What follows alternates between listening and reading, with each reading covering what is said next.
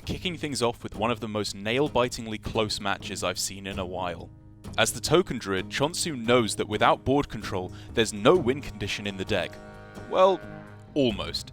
By getting Possessi down to 3 health earlier, he now has 2 win conditions: Hero Power 3 times before dying, or discover Feral Rage or Moon-Touched Amulet from his remaining Discover cards. But as it turns out, even ending the turn at 32 health doesn't guarantee safety against the awesome power of Possessi's Mage. He's got 1 Nature Studies, 1 Guidance, and with no Taunt, yet, at least, for Possessi, and no Ice Barrier either. Yeah. Honestly. Actually, in this list from Possessi, he's cut the 2 ring tosses to make room for the extra removal. So it has to be lethal!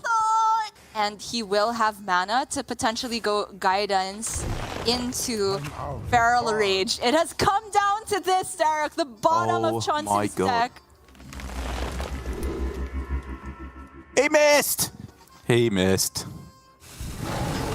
Well, he's representing 27, so he needs a single Fireball, a single Apexis, both just win the game on the spot. They're both still in the deck, and his Cram Session costs 1. Oh my lord. I think Possessi's just set up a 1-turn counter lethal. That's game.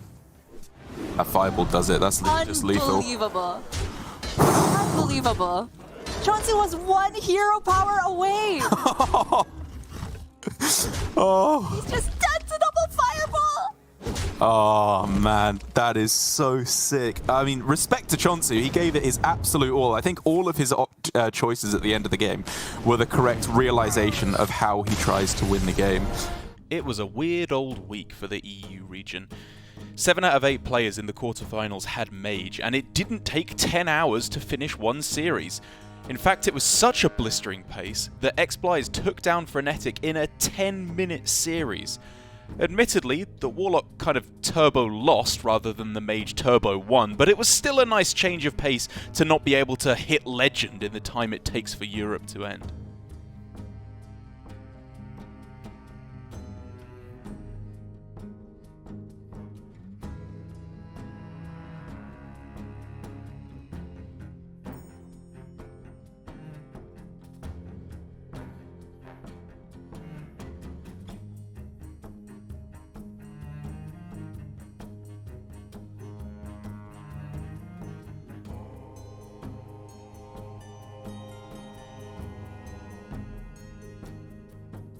He's very close. Not quite. It's very close, yeah.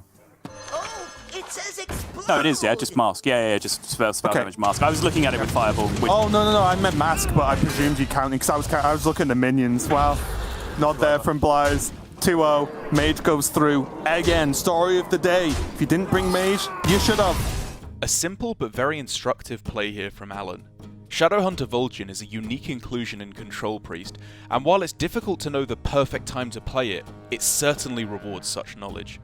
Alan uses it to accomplish 2 goals in the Priest Mirror, finding extra value thanks to the Venomous Scorpid, and, more impressively, getting a Lucia out of your hand so your opponent can't make the infamous double Lucia play. If these players are running out of minions, do you foresee them ever being played in the matchup, even if it comes at the cost of extra value? Definitely. That's often already a worst case scenario where you are falling so far behind that you need to, like, say, pull exactly Zarella or Blademaster Samuro. It's been a great couple of weeks for Rami94, reaching 2 finals in a row and almost getting back-to-back wins. And while there's certainly a lot that goes into that success, spotting clever plays like this is certainly part of it. By casting Twisting Nether to delete his own board, he demonstrates excellent understanding of how Muzzy could buy some extra time in the game with Blademaster Samuro and Apotheosis. There are ways to stop, the inevitable takeover of Priest. Alright. Style points from Rami, destroying his own board to prevent a Samuro life swing. Cool play coming out from Rami94. And a 2-hour marathon of a series is going to come to a close, as Rami will be advancing to the top 4. He's thinking about, can Muzzy find a way to copy a card in my hand? but that's not going to do it enough. Rami takes game 3. We've seen Alusha rend the minds of some of the best players in Hearthstone, but none can best the mental fortitude of Alutemu. Having access to the Priest's Hand, what would you choose to take from them? The Samuro to deny the heal with Apotheosis, the Brightwing to search for a strong legendary. Well, Alutemu spots the missing piece to the puzzle, Sage Seer of Darkmoon, in his own hand. If he gives back the Shadowhunter Vol'jin, then Alan will guaranteed rip it from his hand and deny Alutemu 4 cards. And by playing the Vol'jin, Alutemu makes the best of a very complicated turn. So Sethek is going to take a while for it to start popping off at least. I agree. Alutemu was even hovering over the Insight, which I'm not sure if he's trying to pull Zyrella in particular, something like that. Right.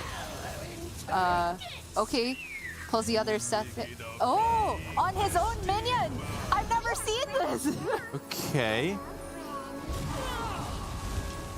So he was taking a 1 in 3 to pull the Samuro or a Sethek? But then wouldn't you just go for that in the other order to give yourself a higher chance of Samurai?